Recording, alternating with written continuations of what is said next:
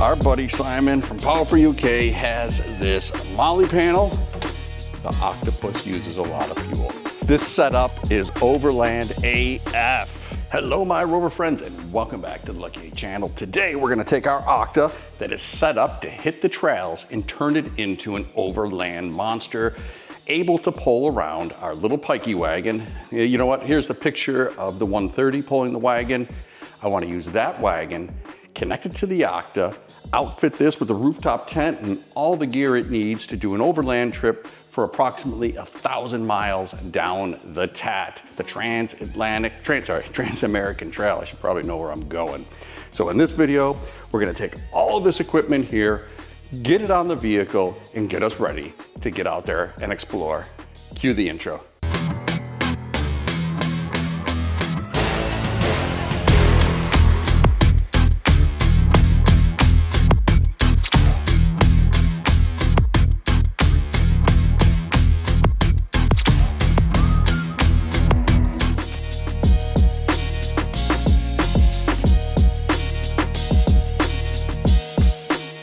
First thing I want to do is put my rooftop tent on, but I can't do that because I need to put lights on the roof.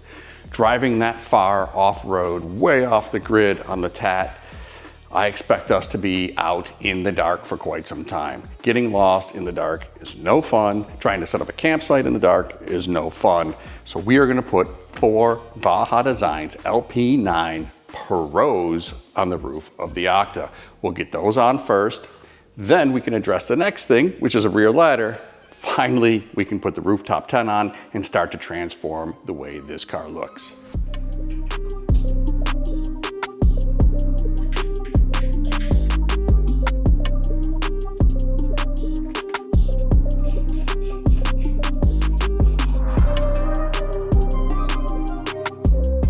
With all the lights installed, next thing we need to do is wire them up to the roof, and then in the engine bay, we're going to wire them up to a Garmin Switch Pro so I can operate it right off of the touchscreen, the Pivy inside the Defender. We'll take a look at that next once I get them wired.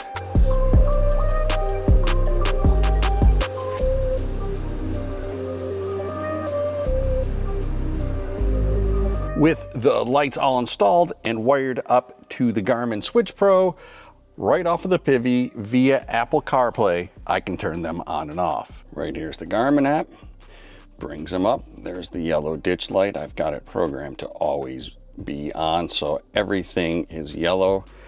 The roof lights and the ditch lights yellow, regular ditch lights on and off, and we haven't programmed the cool names yet, but there is the outer.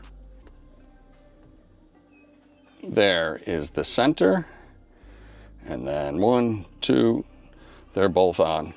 All right, with the lights installed, the next thing to do is install the rear ladder so I can get this fat tuchus into the rooftop tent. Let's go on back.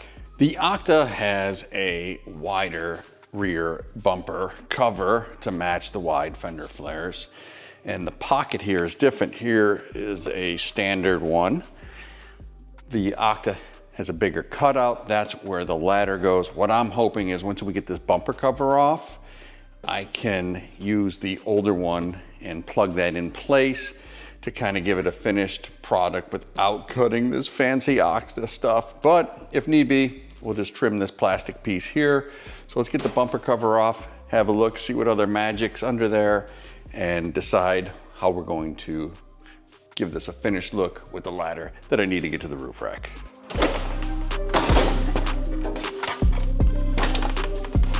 Oh no! My rear washer. I know better than that. Oh, I do know better. God, gotta remember to undo that.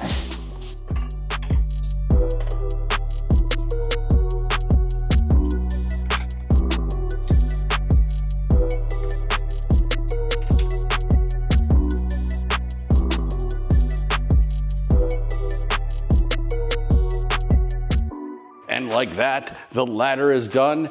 Now we're gonna back this car outside, use the forklift, because I'm not that dumb, set the rooftop tent on the roof, it'll be ready to go and we can move on to the next most important thing, and I believe that's gonna be the compressor.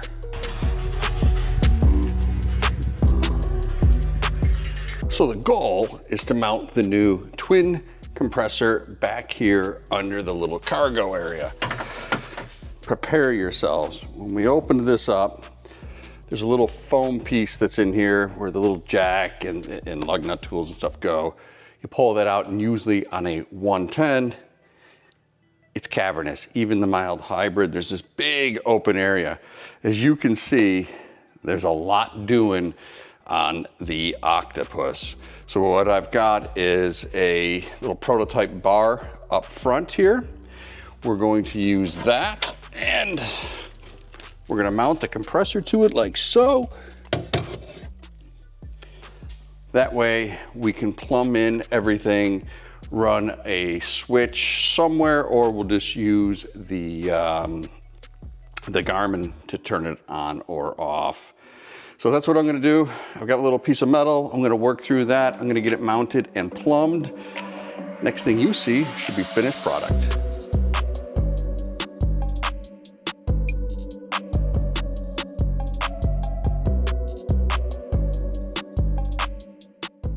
Oh my God, what a mess. So the compressor, I'll bring the camera in a second. The compressor's back there. I mounted it. I'm so happy with the mounting location. And then I'm like, well, I need to get power. So I could shove the cable under the floor mat. I don't like that because it's gonna be under the mat, it's gonna chafe, and it's a high amperage cable. We don't want it to pop. So I decided I'll get into the fuse box. Fuse box, you can see this big red cable here, perfect. Well, in order to get the fuse box, we gotta disassemble the rear end, the side pieces, and here we are. My God, what have I done? I think for you, next thing you see is a nicely wired compressor. For me, I got a little bit of work to do. All right, I went down a rabbit hole. Take a look at this. Come on inside.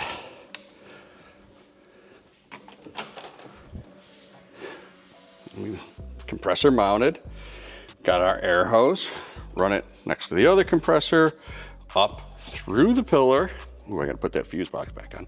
Up through the pillar and into one of our Lucky 8 boxes. Right here, snap my air line in, and there's the switch to turn it on. Why isn't it running? Because it'll only run when the car is on. That way I can't accidentally leave the compressor on and then have it kill the battery. I am beyond satisfied with this job. It took way too long. Let's move on to the next step. On the inside, we need to add a MOLLE panel, which I think is gonna be a perfect location for our air hose. We're gonna utilize the box to keep the air chuck in and my gloves. That's what I've always kept in there. So our buddy Simon from Powerful UK has this MOLLE panel. It's actually, I was a little skeptic before I went and saw it. It's actually really cool the way he designed it. The panel itself forces the clips into the door and you don't have to drill anything. I'm gonna have to say, job well done. And well, if I can get it on, I could even show you. Sorry, Simon, I'm making it look like it's a struggle and I'm the one that's struggling. Okay, there we go. So we got the panel on. This is super cool. Like I said, you gotta have tension on it and it actually pushes the clips into the door. I'm gonna get this button up, then we can put on all of the equipment we need for the MOLLE panel. I'm gonna get the fridge in next. I'm gonna show you guys how we use a fusible link to jump out the relay, leaving constant power on for the little cigarette lighter, 12 volt back there, so the fridge always runs. And we got a backup fridge on the trailer. We're gonna have plenty of cold stuff. All right, next stop, we're gonna get this all sorted. This turned out perfect. Everything right where I need it. My airline, my deflators, my inflator, and my gloves are in here with the switch and the connector for the compressor. Plus it does look pretty damn good. All right, next up, we're gonna put a fridge in here and I'm gonna show you how to get constant 12 volt power out of that fuse. You wanna pull off your fuse cover and find this relay right here. I'll bring the camera in so you can see it, and then we're gonna walk through exactly what I do. This is the relay you're looking for, and we wanna pull that out. You're gonna notice the two bigger spades and then the two little ones. The little ones are the controls, and the bigger ones are power in, power out. We take our little jumper, simply plug it in, and there you go. You just heard the fridge turn on. I make them with, there we go, I like that a little better. I make them with a fuse in it just in case something pops. I can easily access the fuse instead of trying to figure out which one's which. And then simply put the cover back on. Now our fridge will run nonstop. Just keep in mind that you are drawing the battery. I've never had a problem using the vehicle every day. If you're gonna park it for a week, get a different battery pack, and don't rely on the car battery because it won't start. But for day-to-day use, I've had no problems for years now, since 2020, doing this setup, running a fridge, and the fridge is designed to shut off when the voltage gets low. I think we're almost ready for the trip. I just need to get one extra jerry can of fuel on. For some reason, this car uses quite a bit, and we're gonna use our rear mount and mount one of our new Rotopack style packs to it. All right, here are the new jerry cans. They come in black. I know the fuel doesn't care what color the jerry can is, but the red ones clash with the car, makes me see, I'm getting all upset about the jerry cans. Makes me absolutely mental. So we've got these jerry cans in. They are plastic. They are 3 gallons. So I've got one on the side, one on the back, gives me an additional 6 gallons. I'm gonna tell the truth. The Octopus uses a lot of fuel. I think it has a lot to do with the way I drive it. But anyway, so I wanna make sure I've got extra fuel, and 6 gallons makes me feel better than 4.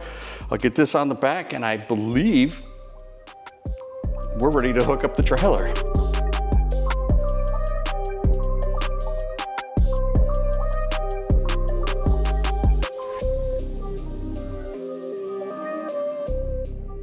My God, that looks good.